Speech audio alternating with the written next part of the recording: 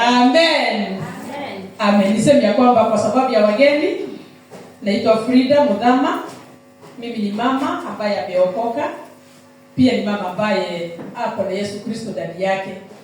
Niseme ya kwamba pia nampenda sana Yesu Kristo, kwa sababu unajua unaweza kukaa katika jambo fulani na ifike wakati ambao uko na uhakika wa kile ambacho uko nacho. Bwana asifiwe sana. Ni kama mahali pale ambapo unafanyia kazi. Hata kama watu wengine wakija waseme ya kwamba hawataki kwenda mbele na kufanya kazi, ama tuseme ya kwamba waamue ya kwamba wanataka kutoka. Mimi hapa nimekuwa niko mahali pale kwa muda, nimeweza kuona ya kwamba nikisaidiwa na pesa ile ambayo natoa mahali pale, kama ni watoto naweza kusomesha, naweza kulisha, naweza kulipa nyumba yangu vizuri. Siwezi nikafikia wakati ambao ni wakutaka kufuatana na wale wengine. Nitasema ya kwamba hii kazi ni ya msaada kwangu, na kwa hivyo kwa sababu inanisaidia, sitakubaliana na wale ambao wanaosema ya kwamba tutoke. Bwana tukuzwe. Hivyo ndivyo ilivyo katika wokovu upande wangu. Nilipata kumpatia Yesu Kristo maisha yangu nilikuwa niko na miaka 17.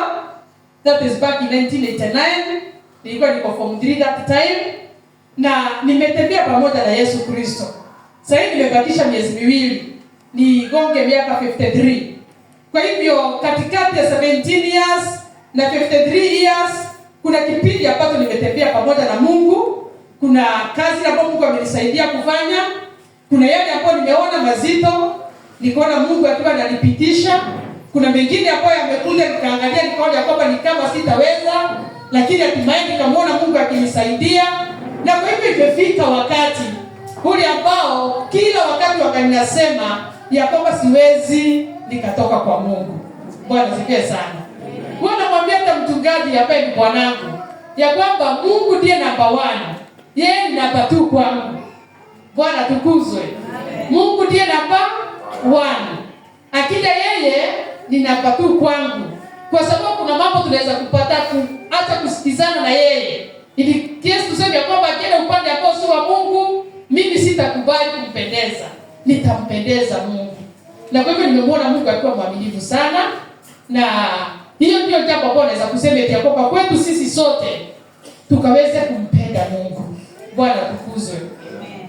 Unajua kuna mtu ambaye anaweza ako na mtu mwingine ama rafiki wake, na sema kwamba kwa sababu rafiki yake ambaye ni mtu wa karibu sana na yeye amekatana na mambo ya Mungu, amtosanishe na Mungu. Aseme ya kwamba hata mimi sitaenda kwa kanisa kwa sababu rafiki yangu aende. Hata mimi sitatoa kwa sababu rafiki yangu afanye nini? Atoi.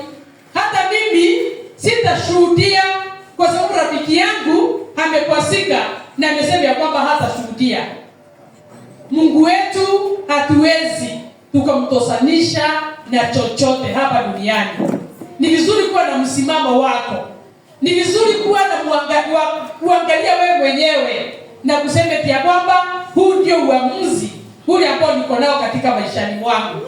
Na hivyo ndivyo ambavyo nimefanya mimi kama mama, na nikasema pia kwamba uamuzi wangu ni wa kumtumikia Mungu siku zote za maisha yangu. Namshukuru Mwenyezi Mungu kwa sababu ya siku ya leo.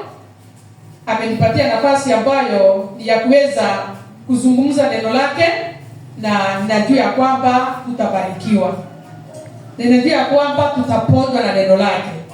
Biblia inasema ya kwamba Mungu alilituma neno.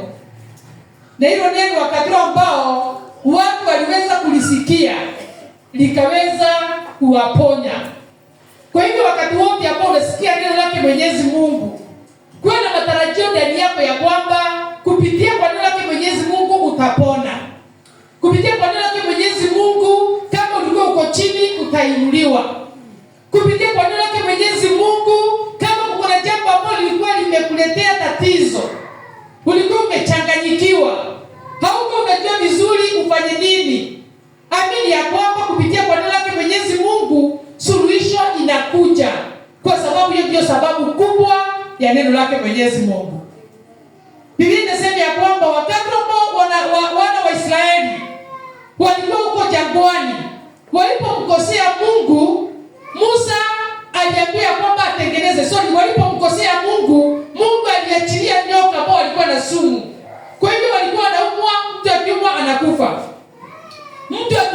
anakufa. Lakini Musa akamlilia Mungu kwa sababu watu walikuwa wamekufa wengi sana. Na Musa akapatiwa agizo moja naye Mwenyezi Mungu ya kwamba tengeneza nyoka wa shaba na ukaweza kumtundika juu ya mti. Na kila mtu ambaye atakayekuwa wakubwa na nyoka, angalie yule nyoka ambaye ni wa shaba, yule ambaye Musa ametengeneza hata kufa. Bwana sifiwe sana. Nataka kuonyesha kuko na nguvu katika neno lake Mwenyezi Mungu. Wakati wote ule ambao utasikia neno lake Mwenyezi Mungu, neno la Mungu liko na nguvu. Kwa sababu ni Mungu alisema. Na kweli Musa akatii sauti yake Mwenyezi Mungu. Akatengeneza nyoka wa shaba. Kila mtu ambaye aliyekuwa anaumwa na nyoka pale chini alikuwa anageuka anatazama nyoka wa shaba. Na wakati ametazama tu hivyo, ile sumu ambayo ilikuwa inaingia ndani yake ilikuwa inakwisha. Hivi kumaanisha mpendo, siku ya leo ukimtazama tu Yesu Kristo ambaye ni neno lake Mwenyezi Mungu, ukisikia neno lake Mwenyezi Mungu wakati wote hapo linahubiriwa, na ukikubaliana nalo na ufanye vile ambavyo neno lake Mwenyezi Mungu linasema, hata kama uko mgonjwa utapona. Hata kama kuko na uadui ambao shetani alikuwa amepanga, Mungu atakufichulia na utakuwa wa kuwepa ule uadui ambao shetani alikuwa anapanga kwa sababu yako. Hili neno ndilo ambalo wakati ambapo Yesu Kristo alimaliza kubatizwa, Biblia inasema ya kwamba Roho Mtakatifu alimchukua akapeleka mpaka jangwani ili akaweze kuomba kwa siku 40 usiku na mchana, hali akiwa katika hali ya maombezi. Na Biblia inasema ya kwamba after 40 days zilipokwisha, shetani alimjia Yesu Kristo na akaanza kumjaribu. Akamwambia geuza haya mawe yawe mkate ukule. Maana alikuwa anajua kwamba ako na njaa. Yesu akamwambia kwamba si mkate peke yake ambao unaweza kumpatia mtu uhai, lakini kila neno. Bwana sifiwe sana. Sema kila neno ambalo linatoka katika kinywa chake Mwenyezi Mungu. Linatoka katika kinywa chake Mwenyezi Mungu. Linaweza kukupatia uhai. Linaweza kupatia uhai. Amen. Bwana sifiwe sana. Usicheze na kile ambacho Yesu Kristo amesema. Yesu Kristo ni Mungu, alikuweko, ako na atakuweko milele na milele. Na kwa hivyo akisema kwamba kila neno lile ambalo linatoka katika kinywa chake Mwenyezi Mungu linaweza kukupatia uhai. Wakati utajiona kwamba unashindwa na mambo yako, jua ya kwamba kuna mahali ambapo umekosa kupata ufunuo. Chukua Biblia, tafuta ni neno gani ambalo linahusiana na changamoto ile ambayo uko nayo, na shida ile ambayo uko nayo, na muamini Mungu. Mwendee Mungu kwa magoti na mwambie Bwana ya kwamba umesema kila neno ambalo limetokana na wewe linaweza kunipatia uhai, hata mahali hapo pako na uhai. Bwana asifiwe sana. Kwa hiyo nimekuja kukuletea neno ambalo liko na uhai. Nimekuja kuleta neno ambalo liko na ufufuo. Nimekuja kuleta neno ambalo linaweza kuleta kuamka kwa mambo yale ambayo yanaonekana kama yamekufa, ni kama yamefifia. Yesu Kristo wakati mmoja akaweza kuitwa na akina Martha na Mary, wakati ambapo ndugu yao Lazaro alikuwa amegonjeka hata karibu akufe. Na wakati ambapo aliitwa Yesu Kristo akukimbia, alikaa siku 4 kama bado hajaenda mahali pale. Na siku ya 4 tayari Lazaro alikuwa amekufa, tayari Lazaro alikuwa amezikwa hapo kwa kaburi, hata ameanza kunuka. Lakini nataka kuambia kwamba neno lake Mwenyezi Mungu liko na nguvu. Yesu Kristo alienda mahali pale siku ya 4. Na kwa sababu neno la Mungu liko na uhai na liko na nguvu, wakati ambapo alienda akasema kwamba nionyesheni amelazwa wapi. Wakajaribu kumwambia kwamba Yesu, unajua hata amenuka, hata Yesu ukamfungunua pale ambapo hapo. Akamwambia sitaki kujua stories nyingi. Bwana sifiwe sana. Mastori mengi ambayo tunaendana leo kwa Yesu, kulingana na uwezo wetu tunaona ni kama Mungu ataweza. Kulingana na maono yetu tunaona ni kama Mungu ako kwa kiwango chetu. Mungu hayuko katika kiwango chetu. Mungu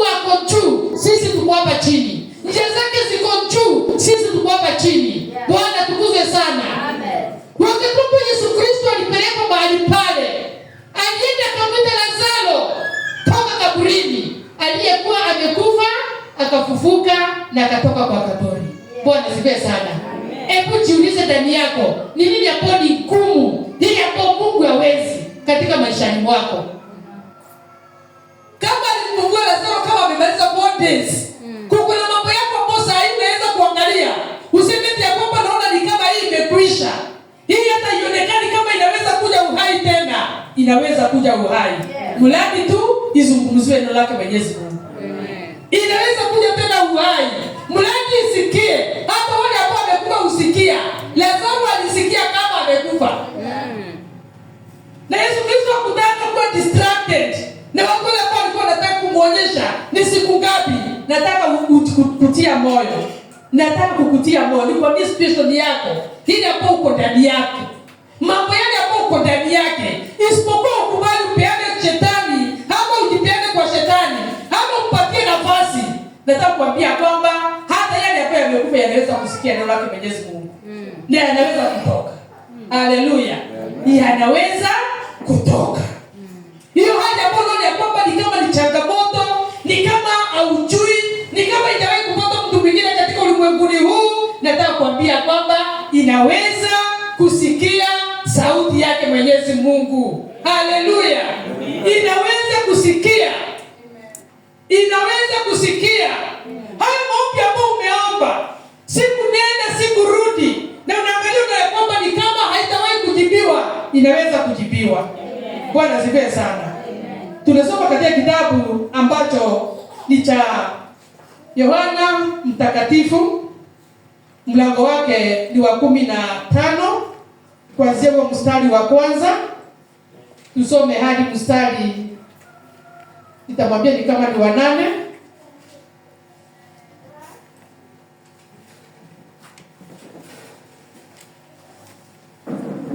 Mpaka mstari ambao ni wa 8. Neno letu linatoka mahali pale. Na kichwa cha neno letu ile ambalo Mungu ameweka ndani yangu ni being productive, ama kuweza kuzaa. Being productive, ama kuweza kuzaa. Kwa sababu tunafaa tuzae na tuzae na tuzae zaidi na zaidi na zaidi katika jina la Yesu. Neno la Mungu nimesema ya kwamba katika kitabu cha Yohana Mtakatifu, mlango wake ni wa 15, kuanzia mstari wa kwanza hadi mstari wa 8. Na nitasoma katika Bwana. Neno la Mungu linasema ya kwamba mimi ndimi mzabibu wa kweli, na Baba yangu ndiye mkulima. Kila tawi ndani yangu lisilozaa uliondoa, na kila tawi lizaalo ulisafisha ili lizidi kuzaa. Ninyi mmekwisha kuwa safi kwa sababu ya lile neno nilowaambia. Kaeni ndani yangu, nami ndani yenu. Kama vile tawi lisivyoweza kuzaa peke yake lisipokaa ndani ya mzabibu, kadhalika nanyi msipokaa ndani yangu. Mimi ni mzabibu, ninyi ni matawi. Akaye ndani yangu nami ndani yake, huyo uzaa sana. Maana pasipo mimi ninyi hamwezi kufanya neno lolote. Mstari wa 6. Mtu asipokaa ndani yangu hutupwa nje kama tawi na kunyauka. Watu huyakusanya na kuyatupa motoni, yakateketea. Ninyi mkikaa ndani yangu na maneno yangu yakikaa ndani yenu, ombeni mtakalo lote, nanyi mtatendewa. Mstari wa 8 na wa mwisho. Hivyo utukuzwa Baba yangu kwa vile mzaavyo sana, nanyi mtakuwa wanafunzi wangu. Amen. Hilo ndilo neno lake Mwenyezi Mungu. Na katika utangulizi nimewaambia kwamba hakuna kitu ambacho kiko na nguvu kama neno lake Mwenyezi Mungu. Kitu chochote kile ambacho kimetokana na Mungu, kile ambacho kimetoka katika kinywa chake Mwenyezi Mungu, kiko na nguvu ya kuweza kukupatia uzima, kukuponya, kukufanyia mambo yote mazuri yale ambayo umewahi kutarajia, umewahi kuyataja, umewahi kuwa wa kuyafikiria katika ulimwenguni huu. Hata kama ni kazini pale ambapo unafanya, neno la Mwenyezi Mungu linaweza kupapatia uhai. Kama ni katika boma yako, neno la Mwenyezi Mungu linaweza kupatia boma yako uhai. Mahali popote, hata tuseme kwamba katoka kwa watu wale wengine hapa kanisani, katika maisha yako ya kibinafsi, maisha yako ya kiboma, maisha yako ya tuseme kwamba the public life na the private life, Mungu ako na uwezo wa kukupatia uhai kupitia kwa neno lake. Jambo moja ambalo nilikuwa natazama ni ya kwamba every living thing should be reproductive. Kitu chochote kile ambacho kinaishi kinafaa kuwa kitu ambacho ni cha kuzaa. Bwana tukuzwe sana. Hiyo ni dalili moja ya kuonyesha ya kwamba hiki kitu kiko na uhai. Wale ambao wamesoma biolojia wanaweza kujua ya kwamba kitu moja ama characteristic moja ama jambo moja hili ambayo inaonyesha ya kwamba kitu kiko na uhai ni kitu ambacho kinazaa. Ni kitu ambacho kinazaana. Si kitu ambacho kinakufa. Kitu ambacho kimekufa tuseme ya kwamba ulikuwa na ng'ombe 5. Wote ni wa kiume, hauna kike hata moja. Wakati utafikia wakati ambao wengine wamechinjwa, wengine wameuzwa, mambo kama yale, hautakuwa na ng'ombe yote ya pendwa kukaa naye nyumbani. Kwa sababu ng'ombe wako hawako wanazaana. Lakini tuchukulia kwamba uko na ng'ombe ya pendwa wa kike hata kama ni mmoja. Na ni ng'ombe ambaye ako na afya ambayo ni nzuri. Hata kama utauza hao wengine wote wa kiume, yule wa kike atajapenda kufanya nini? Na kuzaana. Si ni kweli? Kwa sababu ni ng'ombe ambaye ako na uzima, ako na uhai, ako na uwezo. Sisi kama Wakristo, kama wewe ni Mkristo ambaye umeokoka, huko na Yesu Kristo ndani yako, unafaa kuwa mtu ambaye ni wa kuzaana. Bwana sifiwe sana. Na kuzaa si kuzaa watoto tu peke yake, ni wazuri. Lakini hata kama ni pesa zako zinafaa kuzaana. Kwa sababu za ni za Mkristo. Bwana tukuzwe. Hata tuseme ya kwamba ni mahali pale ambapo unafanya kazi, panafaa kuwa kuna kitu kingine kipya. Kile ambacho kinaingia mahali pale, kikitokana na wewe. Kwa sababu kupitia kwa maombi yako, kupitia kwa mashauri yako, kuna kitu kinafaa kuzaana. Kama umeajiriwa katika kampuni ambayo inatimia, inafaa kuonekana ya kwamba imeanza kwenda wapi? Kwenda juu. Bwana sifiwe sana. Kama tuseme ya kwamba ulikuwa uko mahali ambapo ni mboma, hili ambapo watu wote hawajuani na mambo ambayo ni ya Mungu. Kama vile wale ndugu wetu wamesema ya kwamba amekuja kwa mtoto wake. Na kwa sababu mtoto wake ameokoka, akamwambia baba hutakaa nyumbani, wacha twende kanisani. Twende kanisani. Ni kuonyesha kwamba ni kuzaana. Maana yake watu wote wakiwa nyumbani wanaweza kupumzika. Wanaweza hata kushauriana na kufanya mambo mengine. Lakini kwa sababu uko na Mungu katika mtoto wake, akamwambia twende kanisani. Bwana sifiwe sana. Mkristo hajawekwa Mkristo ambaye ni Mkristo tasa. Mungu hataki Mkristo tasa. Mungu hataka Mkristo ambaye ni wa kuzaana. Uko umeokoka, umemaliza kama ni miaka 2, uanze kujiuliza, saa hii pale ambapo niko, ni utofauti gani ambao niko nao na mtu ambaye hajaokoka? Niko na ushuhuda gani? Niko na nini ambacho naweza kuhimiza mwingine ambaye ameokoka amemaliza miezi kama 2? Hapa tunatoshana, ambaye mimi niko na miaka 5 na mwingine ambaye ako na miezi 2 na mwingine ambaye ako na siku 3. Amfai kutoshana. Unafaa kung'ang'ana kila wakati kuona ya kwamba unakuwa mtu ambaye wa kuzaa. Bwana sifiwe sana. Katika areas zote, katika ushuhuda, kila mtu ulikuwa na ushuhuda wa jana, unafaa siku ya leo ukitoa ushuhuda, wewe ni ushuhuda ambao unasikika ya kwamba mtu anafanya nini? Anakomaa. Sio kila mtu anasema ya kwamba nimeokoka, Yesu ni Bwana, ningali nang'ang'ana tu. Hiyo ni siku ya Bwana ya kwanza. Siku nyingine ukitoa ushuhuda, unafaa kuonyesha kwamba kule kung'ang'ana kuliisha. Sasa nafurahia Bwana, amenisaidia nimependa kumjua. Huyu ni mtu ambaye anakuwa. Siku nyingine unasema ya kwamba alienda Bwana kuna ushuhuda. Hata ukishuhudia unaingia mkono unafanya hivi. Bwana tukuzwe. Kwa sababu unakuwa. Bwana tukuzwe sana. Mkristo ni mtu ambaye wa kukua. Mkristo yule ambaye Mungu ndani yake, Roho Mtakatifu hako ndani yake, Yesu Kristo hako ndani yake. Anafaa kuwa mtu ambaye ni wa kukua kutoka sehemu nyingine, kutoka hatua kwenda kwa hatua nyingine. Neno Mwenyezi Mungu anatokea kwa neno lake ya kwamba yule ambaye naye anayekuwa, Mungu anapendezwa na yeye, na akipendezwa na yeye amwachilii, anakuwa ni wa kumpalilia, anakuwa ni wa kumtoa sakas. Kama kuna vitu ambavyo vilikuwa vinakufanya usikuwa kumpenda Mungu zaidi, hizo anaziondoa. Kama kuna mambo yalikuwa yanakutatiza, Mungu anayaondoa, kwa sababu umekubali kufanya nini? Umekubali kufanya nini? Kukua na kuwa mtu ambaye ni wa kuzaa. Bwana sifiwe sana. Kulingana wakati mwingine hata wakati ambapo tunahubiri neno la Mwenyezi Mungu, tunachukua sana mifano na vile ambavyo tuko katika maisha ya kawaida. Niko na shamba langu na ni la nyanya. Na niangalie nione ya kwamba katika nyanya hizo 10 kuko na nyanya zingine ambazo zinakaa kama zinakufa, na kuna nyingine ambayo inakaa kama imezaa sana, na kuna nyingine ambayo inaonekana ya kwamba inajikaza. Hata kama haijazaa sana lakini inajikaza.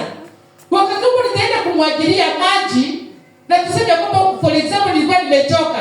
Nitangangana sana ile ambayo imekauka ama nitangangana sana ile ambayo inaonekana imezaa vizuri. Nitangangana gani? Tuseme kwamba nilikuwa nimechoka, hata wakati mwingine naweza kukosa kumwagilia zote, lakini nimeenda kwa shamba nimwagilie maji. Nitangangana na gani? Ama utangangana na gani? Mimi nitangangana ile ambayo inazaa. Bwana sifiwe sana. Kwa sababu inanipatia faida. Mimi sitangangana ile ambayo imekauka sana. Mungu ameng'ana ile ambayo imekauka sana. Biblia inasema kwamba yule anayezaa, huyo Mungu umtoa sakas. Ama tuseme kwamba vitu zile ambazo za kufanya asizae zaidi, ili azae zaidi. Sivyo ndivyo neno la Mwenyezi Mungu limesema? Mungu ameng'ana kile ambacho kinakufa, anang'ana kile ambacho kinaonekana kwamba kinazaa, kile ambacho kiko na faida. Bwana tukuzwe. Bwana sifiwe. Amen. Hata wewe utakuwa na kile ambacho kiko na faida, hiyo ndio utang'ana nayo sana. Kwa sababu hili ambayo ina faida kwako, hata ikikauka si imekauka tayari. Si tayari shaanza kukauka. Lakini hapo itakauka, na ndio kwamba ukiweza kuuza inaweza kukutolea kitu, unang'ang'ana nayo sana. Kwa hivyo ni mapenzi yake Mwenyezi Mungu tuwe watu ambao ni wa kuzaa sana. Haleluya.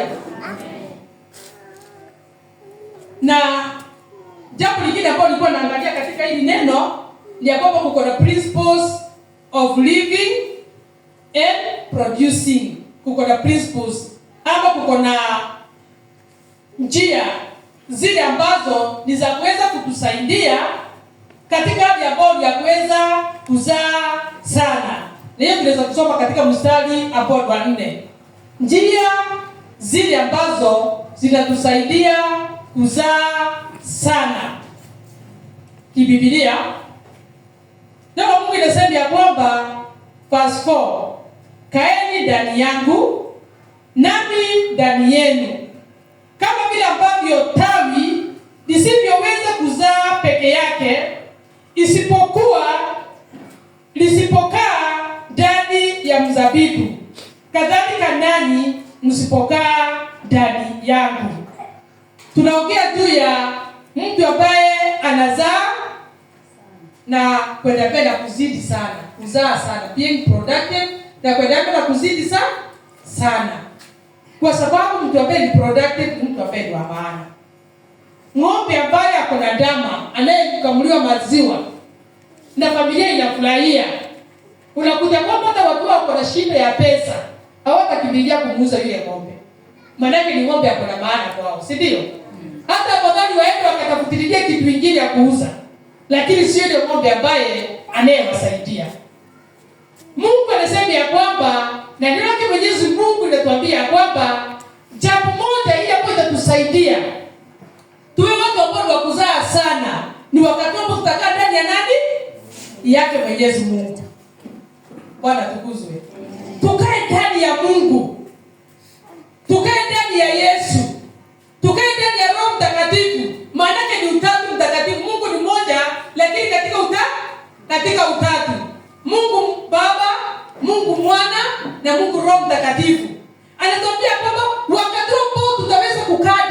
yake. Na ile akae ndani yetu, tutazaa sana. Bwana sifiwe sana. Na sisi tutakuja kusema about neno lake Mwenyezi Mungu. Yakobo lake Mwenyezi Mungu inaleta haja ya kuzaa zaidi. Kama kuna mahali ambapo palikuwa pamekufa, panafufuliwa na neno lake Mwenyezi Mungu. Kama kuna kitu kilikuwa kinadidimia, kinainuliwa na neno lake Mwenyezi Mungu. Chochote kile ambacho kilikuwa kinakaa ni kama kimekwisha, usikubali kusema kwamba kimekwisha. Sema vile hapo neno lake Mwenyezi Mungu linavyosema, ya kwamba unaweza kufufuka tena. Bwana sifiwe sana. Yesu Kristo akawauliza Lazaro ako wapi? Hata ingawaje alikuwa amekufa, kwa sauti yake Mwenyezi Mungu akaweza kufufuka. Bwana tukuzwe. Kwa hivyo tunaambia kwamba tukae ndani yake. Huyu ambaye ana uwezo wa kufufua kile ambacho kimekufa. Si uko na mambo mengi sana ambayo yamekufa yetu. Uko na mambo ambayo yanatukazia macho, ukiangalia unasema eti kwamba sioni kama hii situation itawahi kuja tena uhai. Kama sisi wazazi, kama wamama, kama ni baba, wakati mwingine unaangalia watoto unasema eti kwamba hapa tunaona ni kama imekuwa ni kama haitawahi kurudi tena. Lakini nataka kuambia kwamba usikubali. Wewe kama mzazi, wewe kama mtoto, wewe kama kijana, hata wakati mmoja kuweza kusema kwamba hii jambo halitawahi kuja tena uhai. Maliapa sitawahi kuona kitu kizuri. Usiwahi kutaka kuwa mtu ambaye wa kujitabiria mambo mabaya. Bwana sifiwe sana. Ndio Mwenyezi Mungu anatuambia kwamba kuko na nguvu katika ndimi zetu. Hilo jambo waka linanipatia nguvu sana. Na ndio maana nitakuwa nimeokoka usiku, nimeokoka asubuhi, hata wakati mambo ni mabaya nimeokoka. Wakati mambo yanakaa ni kama yaendi, mwingine akisema hapa siwezi nikasimama tena, ni kama Mungu alimwachilia nimesimama, kwa sababu sisimami kwa nguvu zangu. Nasimama kwa neno lake Mwenyezi Mungu. Bwana tukuzwe. Kuna wengi ambao Mungu amekuwa akiweka ndani yangu kila wakati.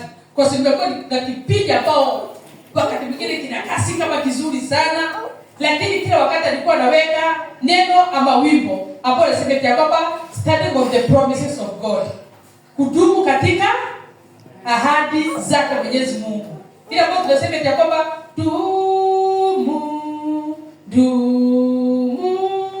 na dumu kwa ahadi za Bwana wangu.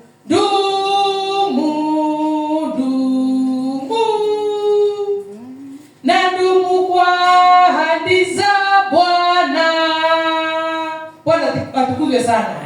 Yaani kwa sababu wakati mambo yamekuja yanakaa ni kama yameenda chini, ni kama wewe kwa nguvu zako, ni kama kwa uwezo wako, ukiangalia unaona kwamba ni kama mahali hapa hapa wewe kutokea kitu. Lazima kuna kitu kile ambacho unasimama kwa sababu yake. Hiyo ni wimbo ambao nimekuwa nikiimba kila wakati. Na nikajua kwamba Mungu ako katika kesi yangu. Na nikajua kwamba Mungu kuko na mambo anakufua katika familia yangu. Kuko na mambo ambayo Mungu anafanya katika maisha yangu. Kwa sababu ya kudumu katika neno lake Mwenyezi Mungu. Bwana sifiwe sana. Biblia inatokea katika mstari wa 4, kaeni ndani yangu. Yesu akasema kaeni ndani yangu. Na sio ukae ndani yake tu peke yake na yeye akae kama hakuangalii, ni kama shughuliki na wewe. Lakini akasema kwamba na yeye akae ndani ya nani yako. Nini ambao unaweza kushindwa nacho? Halo. Unaweza kushindwa na nini katika maisha yako? Ni nini ambacho Yesu Kristo anaweza kushindwa nacho katika maisha? Hakuna chochote. Bwana sifiwe sana. Hakuna chochote kile ambacho Yesu Kristo atashindwa. Kwa hivyo kama Yesu Kristo ashindwi, kwa nini usijitie nguvu? Useme kwamba kama Yesu Kristo ashindwi na mimi sitashindwa, nitaweza kuwa mtu productive. Bwana tusaidie. Amen. Ya tunafaa kudumu katika haki zake Mwenyezi Mungu, tunafaa kukaa ndani yake. Biblia inasema ya kwamba si wewe peke yake ambaye umedumu. Katika principle hiyo nyingine tumesema remain in the Lord Jesus Christ who is the vine. Alafu principle number 2, Jesus should also remain in you. Si tumesema hivyo? Jesus ndiye word, ndiye neno. Anafaa kuwa ndani yako, na unafaa kuwa ndani yake. Benefit ile ambayo iko ama msaada ule ambao uko ambao ni mkubwa sana Wakati ambao utakaa huko ndani ya Yesu Kristo, Yesu Kristo amekaa ndani yako. Tuone benefit ambayo ni kubwa sana. Tusome katika mstari ambao ni wa 7. Benefit ya kukaa katika Kristo Yesu. Mstari wa 7 unasema ya kwamba ninyi mkikaa ndani yangu, Yesu Kristo ndiye alikuwa anaongea na wanafunzi wake, na maneno yangu yakikaa ndani yenu, ombeni mtakalo lote, nanyi mtatendewa. Amen. Bwana asifiwe. Amen. Bwana tukuzwe. Amen. Nani alikuwa katika hali ya kusikia ni kama amedidimia? Mungu ametupatia jambo ambalo nzuri sana siku ya leo. Kama ukikaa ndani yake Yesu Kristo, na neno lake Yesu Kristo likaa ndani yako, na utumie ulimi wako vizuri. Bwana tukuzwe. Utumie nini? Ulimi wako vizuri. Ndio kuna watu wanatumia kadimi zao vibaya. Kuna watu ambao huwa wanasemeti ya kwamba mahali hapa sio ni kama patawai kuwa tena. Kama vile ambavyo akina Martha pamoja na Mary na watu wote wale ambao walikuwa wameenda Masakaya. Sio watu walikuwa wameenda Masakaya kwa akina Mary. Wakati hapo Yesu Kristo anakuja na mwambie ya kwamba ako wapi? Wanamwambia ya kwamba Yesu Kristo wewe hata sio kama unajua, tayari kusabuzika hapo kwa kaburi. Hii ni siku ya 4, hata ukamwambia hata ananuka. Wao walikuwa wanajua after kifo ni hivyo, imekwisha. Lakini Yesu Kristo akauliza ya kwamba ako wapi? Neno la Mwenyezi Mungu siku ya leo linakuuliza ni hivyo hii ambayo imekufa katika maisha yako. Ni nini hiyo ambayo unaangalia na kuona ya kwamba ni kama haitawahi kutokea uhai tena? Ni nini hiyo ambayo hata watu wanakuambia kwamba wacha kuzungumza, ilikwisha? Ni marriage, ilikwisha? Ni wazazi magonjwa ile ambayo imeingia kwao, imekwisha? Ugonjwa umeenda ukakuambia kwamba hii ni kansa. Maana tunapewa magonjwa majina makubwa, hata tunasikia tumekufa tukiwa tuko hai. Tunatembea tu, lakini hata watu wameanza kufanya Masakaya, wengine wameanza kupelekwa nyumbani.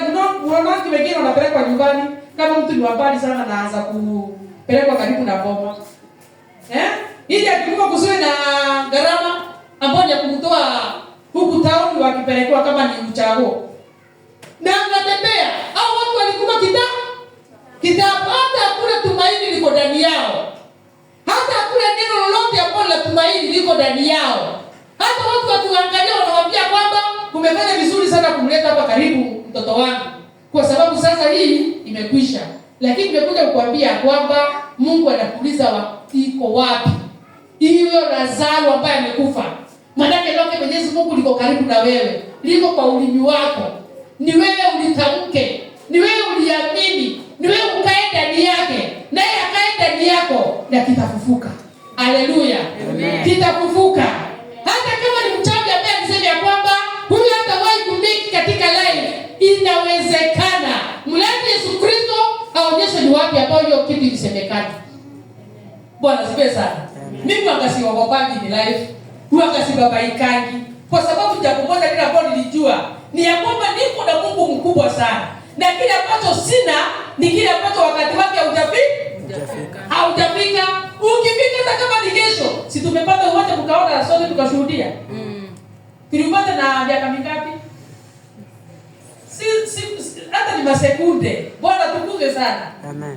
Hata bila ambavyo tujajenga sahihi, bila ambavyo bado wakati utafika, ukifika tu hivi tutakuwa kusikia mambo yamegeuka ni mengine. Bwana tukuzwe sana. Mimi ninaamini ndani yangu, na niseme kwamba acha niamini hivyo.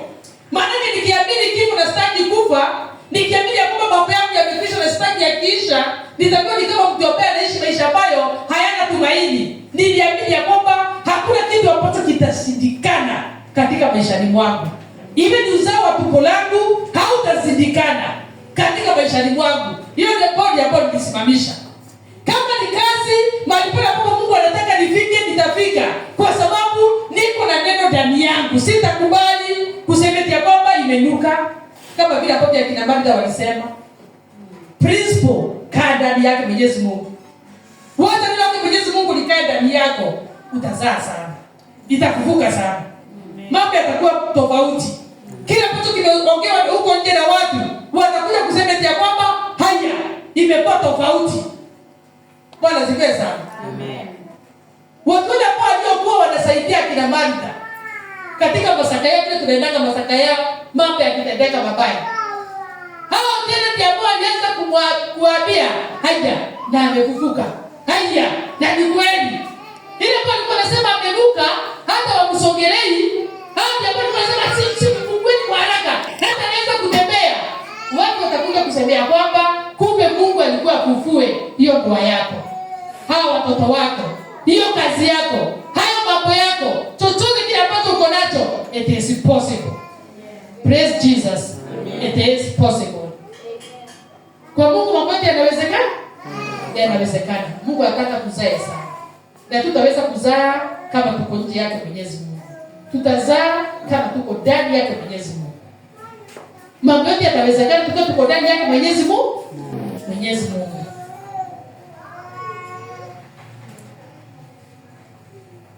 Na tumesikia kwamba benefit moja, chochote kile ambacho tutaomba kitafanya nini? Tutatendewa. Pray or ask for anything and it shall be given to you. Kwa hivyo wakati utaanza kulia kwamba haiwezekani, wakati utaanza kulia kwamba mambo yamekwisha, ni wewe ya kuombi. Tumepatiwa nafasi ya kuomba, kwa sababu Mungu anataka tuzae. Bwana tukuzwe sana. Amen. Mungu anataka tuzae sana. Ni wakati utakuwa kuzaa sana kumaanisha kwamba mambo mazuri ndio ambao unafanya. Yale ambayo yanampendeza Mwenyezi Mungu. Wakati unasikia neno lake Mwenyezi Mungu unalitii, bila kutaka kujua na kuongeza na kujali jambo lingine itakuwaje, itaenda kwa njia gani, Mungu atawahi kumwambia mwanadamu amsaidie. Yesu Kristo hakuambia hao watu wamsaidie katika jambo la kumtoa Lazaro kwa kaburi. Hapana, yeye aliwaambia tu nionyesheni ako wapi. Mungu wetu ako na uwezo wote. Haleluya. Mungu wetu ako na uwezo wote. Tumeambiwa tuombe chochote. Hajasema mambo yako ni madogo peke yake. Hajasema mambo yako ni makubwa peke yake. Inategemea wewe ndani yako unaamini kiwango gani. Neno la Mwenyezi Mungu umenipatia nafasi kiwango gani ili ukaweze kulitii na ukaweze kuomba chochote. Sema chochote. Chochote haina mipaka. Haleluya. Chochote haina nini? Chochote haina mipaka. Anything. Anasema kwamba niombe chochote nayo utatendewa kile ambacho utaomba. Na ukishamaliza kutendewa kile ambacho unaomba, utukufu utaenda kwake Mwenyezi Mungu. Bwana asifiwe sana. Kwa sababu kwanza uko ndani yake, Mungu yuko ndani yako, neno lake ndilo ambalo unazingatia. Kila ambacho unasema ili nikamtukuze Mungu, au uombe mtu mwenzako akufe. Kwa sababu ukiomba mwenzako akufe, ukiomba kile ambacho ni kinyume na mapenzi ya Mungu, hakitatendeka. Lakini unaomba kile ambacho ni kizuri. Mungu anataka tuongezeke. Nataka Mungu tuongeze na pesa. Kwanza kama sasa hivi naomba Mungu akaweza kutubariki na pesa. Kila mmoja akabarikiwe na pesa. Tukisema Maria ya kwamba tunataka 7,000, si kwa sababu kupeleka karatasi. Mtu atema 10,000, hiyo 7 inaingia kwa kazi yake, 3,000 inaenda kwa account. Hiyo ndio maombi ambayo niko nayo. Mungu atubariki na pesa. Amen. Na tusiogopeni pesa, tusione kama ni mbaya. Pesa si ya watu wale ambao hawajaokoka. Pesa ni yetu. Kwa sababu lazima ipeleke injili mbele. Lazima kingdom ya Mungu ifanye nini? Ipelekwe mbele. Na itapelekwa mbele mikono tupu. Lazima ipelekwe mbele na pesa. Kwa hivyo it's a prayer ambayo nimeweka mbele zake Mwenyezi Mungu ya kwamba Bwana tubariki.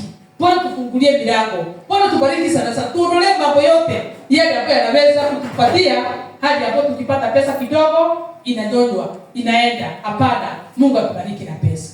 Bwana tufikie sana. Amen. Si tukabarikiwa. Kwa sababu mimi nasikia kwamba leo imefika mahali pale.